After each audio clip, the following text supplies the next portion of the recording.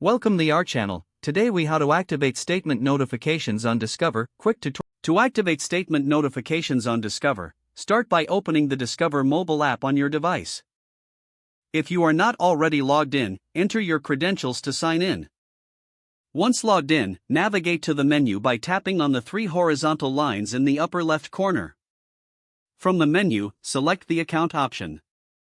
Next, locate and tap on Notifications. In the Notifications section, you will see various notification types available. Find the Statement Notifications option. Toggle the switch next to Statement Notifications to the on position. You might be prompted to choose your preferred notification method, such as email or push notifications. Select your preferred method and confirm your choice. Once set, you will receive notifications each time a new statement is available.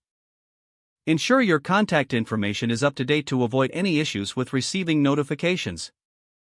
Now you're all set to receive your Discover statement notifications. If the page does not load, refresh the browser or try again in a private or incognito window. Make sure you are using the correct email address, then retype it carefully to avoid small typos. If your password is not accepted, use the reset option and create a new strong password you can remember.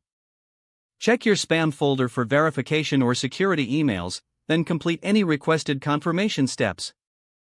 Enable two-factor authentication if available to improve account security and reduce unauthorized access risk. After signing in, review your profile details so your contact information and settings are accurate and current.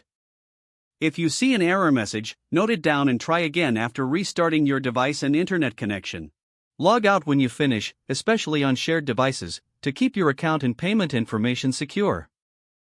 If the page does not load, refresh the browser or try again in a private or incognito window.